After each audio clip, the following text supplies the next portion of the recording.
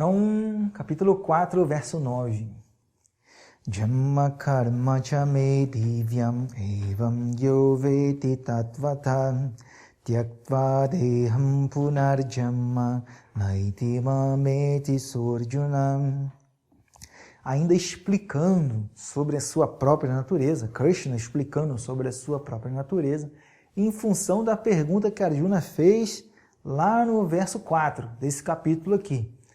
Então aí ele já falou que ele é não nascido, que ele aparece de tempos em tempos com o propósito de restabelecer o Dharma, proteger as pessoas que têm o Dharma como um estilo de vida, expurgar as pessoas que abandonaram aquilo que é o adequado e num cenário de opressão onde os opressores são aqueles que são antiéticos e o oprimido é aquele que tem Dharma, que é ético.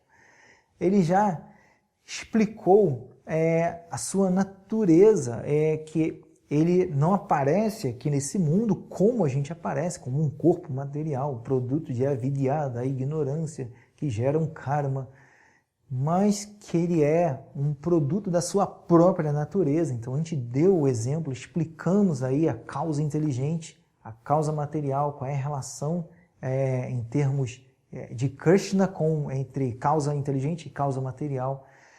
E agora Krishna continua explicando sobre a sua natureza e o seu papel nesse mundo. Não como uma obrigação, mas como um esporte divino. Daí vem o nome Lila. Lila quer dizer passatempo. No dicionário de sânscrito, você vai ver também como esporte divino. Assim, vem. Por quê? Já expliquei. Porque é supralógico.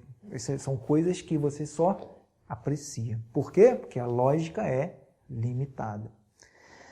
Então, Krishna diz aqui, Jamma Karma, ainda respondendo a pergunta de Arjuna, no verso 4, ele diz, Jamma Karma Chame Divyam Evam Yo Veti Tattvata. Então, Yo Veti, Ya Veti, aquele que conhece Tattvata em verdade.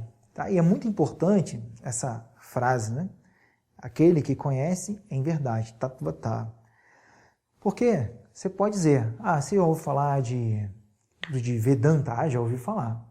Mas você conhece? É diferente. Você já ouviu falar sobre a Vidya?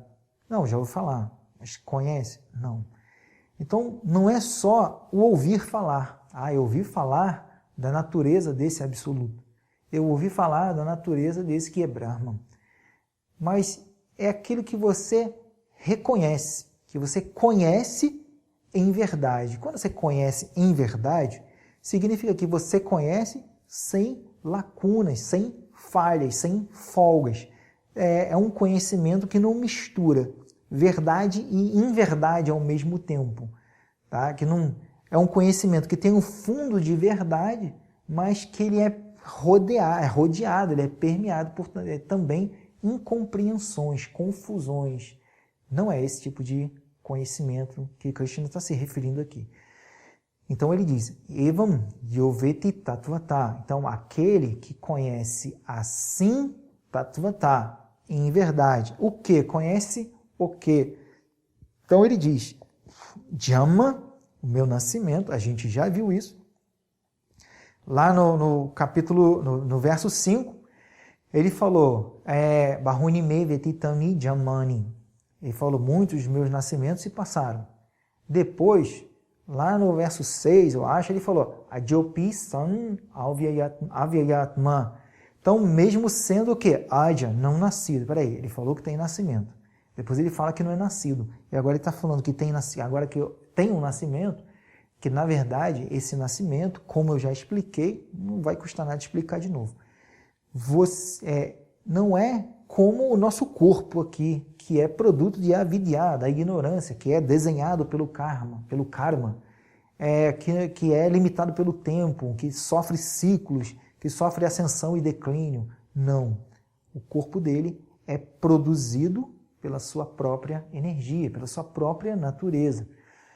Então, quando ele aparece, não é necessariamente um nascimento como o nosso, mas sim o sol que se torna visível no nascer do sol aos seus olhos e se torna não visível aos seus olhos no pôr do sol.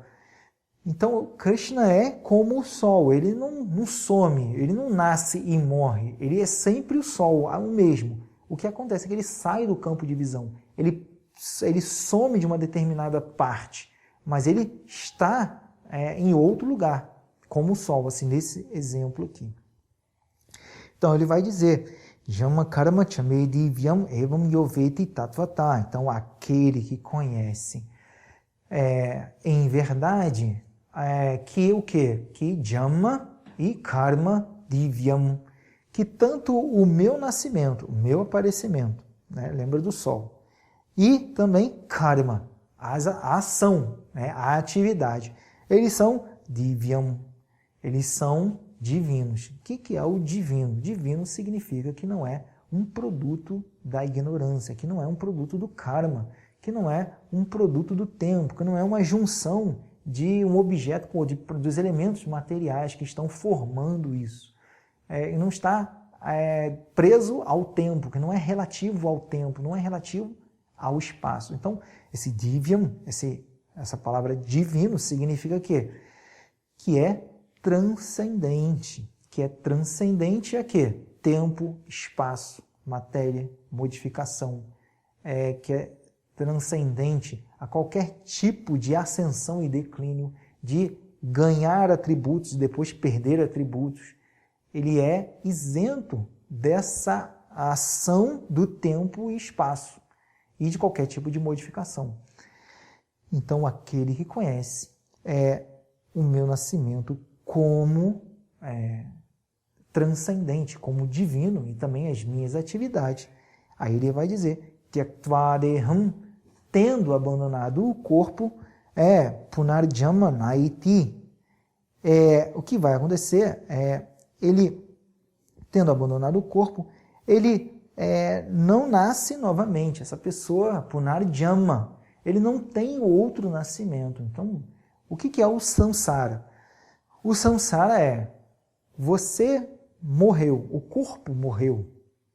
E a morte do corpo leva a um outro nascimento. E o nascimento conduz a uma morte. E essa morte conduz a um nascimento. Então, esse é o aprisionamento pela ação, é o aprisionamento pela ignorância, pela ilusão, que é chamado de avidya. Então, um nascimento conduz a uma morte conduz ao nascimento. E isso vai se perdurar pelo tempo que for, enquanto houver ignorância. Enquanto a ignorância é a causa do aprisionamento. O que é a liberação? Se a ignorância é a causa, o conhecimento é aquilo que libera. Por quê? Porque o conhecimento é aquilo que se opõe à ignorância. Então, onde há conhecimento, não existe ignorância. E qual é o conhecimento que liberta? Que o Krishna está falando também sobre um aspecto desse conhecimento. No capítulo 2, ele falou sobre a natureza do ser essencial, que está além do mundo, que é aquele que é o não autor das ações. Lembra? Capítulo 3, verso 27, você pode dar uma olhada lá. O Atma é essencialmente o não autor das ações. Então, é aquele que está situado na sua natureza real, tem uma compreensão real da sua identidade essencial. Então, isso é conhecimento. Além disso, aquele que conhece também qual é o vínculo, o seu vínculo com esse absoluto, sabendo que existe uma igualdade em termos qualitativos, a qualidade de Ishvara. Ishvara é Krishna, Brahman, em termos de qualidade, ele tem um pé de igualdade com o Atman, comigo, essencialmente, em termos de qualidade.